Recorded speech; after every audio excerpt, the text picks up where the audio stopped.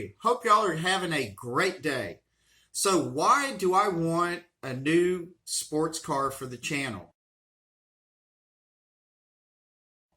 Well, I want something that might at least boost the channel a little bit. I want something that is easily recognizable and something that people can associate with very well.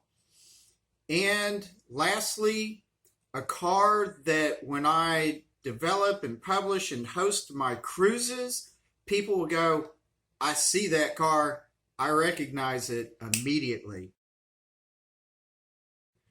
So that's what I want to do.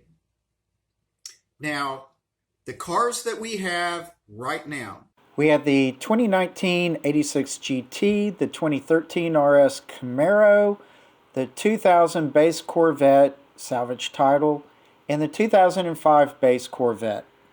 So those are the cars we have, and I want to mix it up a little bit and see if we can't go to a new level, at least a little bit, and improve things. All right, I need a master plan, which is going to be get rid of some cars, which will reduce insurance and maintenance and free up some parking space and just relieve me from some headaches. Gather a nest egg of money, say 10 grand, maybe even 20 grand. So this will help me for down payments, modifications, maintenance, whatever. Make sure of what my criteria is for a new car. Daily drivable, recognizable, help with the YouTube channel, help with my cruise events, be fun, be modifiable, be reliable, maintainable on a decent budget, overall affordable, and not be a money pit. So I would like to start out with spending no more than 30 to 50 grand. To start the master plan, we've got to unload a couple of cars. The 2019 86 GT is the first to go. I love it very much. It's got great gas mileage, looks really good. It attracts attention to some degree because people either like the color or they think it's a Supra for whatever reason. And oddly enough, when I take it to dealerships, I tell them, oh, it's an 86 GT. What? A 1986? What? So anyway, people don't really know what this car is and don't really think about it that much. It's slow to some degree. I mean, it's great on the mountains and curvy roads and stuff, but nah, I've had enough of it and I'm ready to move on. So I don't think I'm getting a good return on my investment with this car. The second car to unload would be the 2000 Corvette. Being a salvage title, it is worth no money whatsoever, although it's been fun and it is a good daily driver. It gets very good gas mileage. We're getting about 27 miles to the gallon right now. Looks nice. It does not attract any attention, but it is a good scenic driving car and a good back road, curvy road car. But the only thing I might think to do with this car is unload it by giving it to a friend or by doing something crazy like hot rodding it. Okay, so now that I've established that I've got two cars, at least that I can unload or do something with, that would help get them out of my hair and free me up for something new. I need to investigate what car do I want next. So I need the tools to do this. Those tools that I used were internet sites. So Car Gurus, Auto Tempest, and Auto Trader were some of the main places that I began looking for supercars and sports cars that were between this $30,000 to $150,000 price range. The second tool I used was I watched a lot of influencer YouTube channels. They were VinWiki with Ed, the Stradman, James, Street Speed 717 being Mike, DDE, and a lot of others that are just men and women who are out there with really nice cars that grab attention. So I analyzed my options through people like that. The next thing I did was I also got out on car review YouTube channels, such as Scotty Kilmer here in Texas, down in Houston, Everyday Driver, and Donut Media. So there's just a lot of them. The Smoking Tire, can't name them all, but I've spent a long time.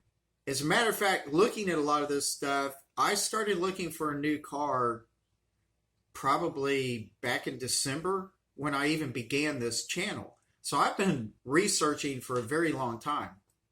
I also sent messages to other YouTubers to see what they thought. One was Baxo. He's a very nice guy, creative artist, and he got the R8 from DDE. His reply was, if you get a supercar, people are going to get disinterested in it over time unless you do something with it.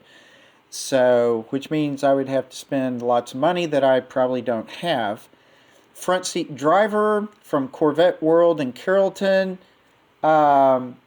he was like, hey, go for the Lamborghini, they're really great, blah, blah, blah. So that was nice of him to reply, but the main person that I listened to was Brian of Yellow Jacket Garage. He was like, go domestic. Supercars are likely to be a money pit if you're not careful. So anyway, that's what I got from YouTubers. Then I moved on to take all that information and begin reading specific articles on do's and don'ts and pros and cons and all that of all the cars that I really wanted or considered for the channel and for my own personal enjoyment. Then I considered the best car repair shops that are around me. Do I have supercar shops that are in my city? No. But I'm up by the Red River in the boonies.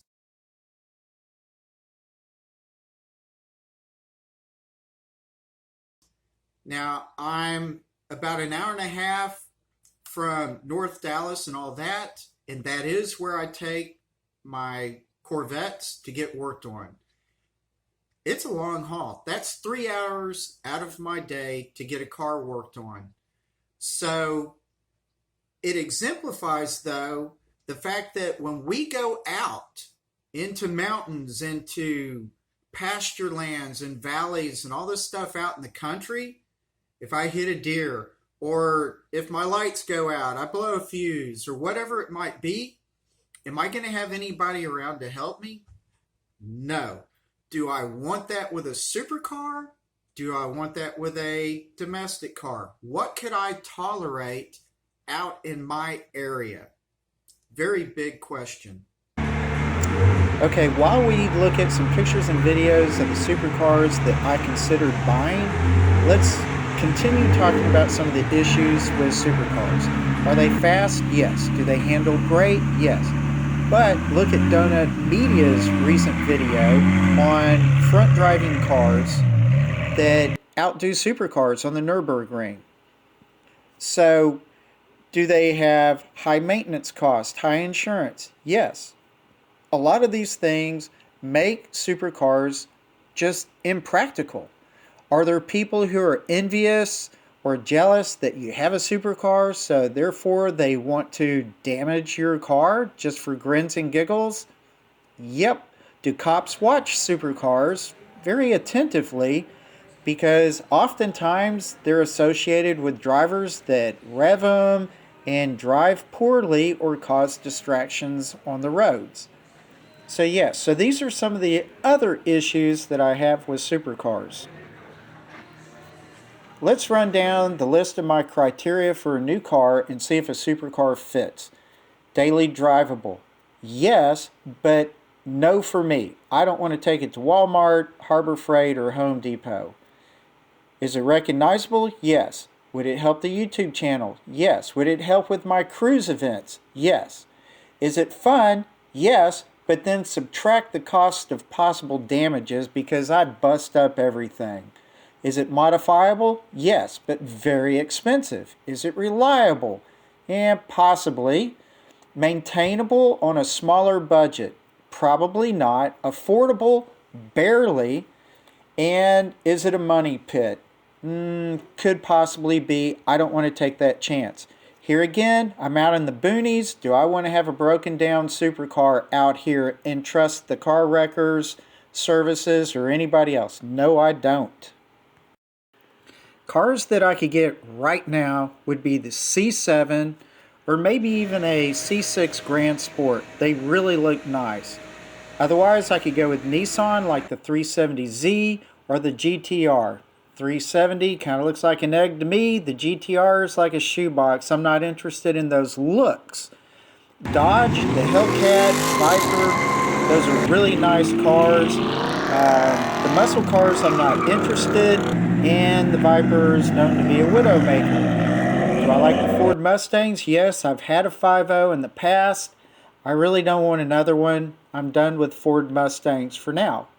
In the future, I could wait on the C8 Corvette when they get going again, or maybe just keep saving my money for a Lamborghini. I really like that 560. Hey, well that does it for this video. Thank you so much for watching. You have been very patient. Comment below on your thoughts. In 10-15 minutes, I can't explain everything. So we just have to discuss things in the comments. It's not like I have 1 million subscribers, so I could probably read most every message that comes through on this video. Please subscribe. I appreciate that very much. Y'all are wonderful, and my happy thoughts go to all of y'all. Please relax, take it easy, enjoy your cars, enjoy nice drives, enjoy life.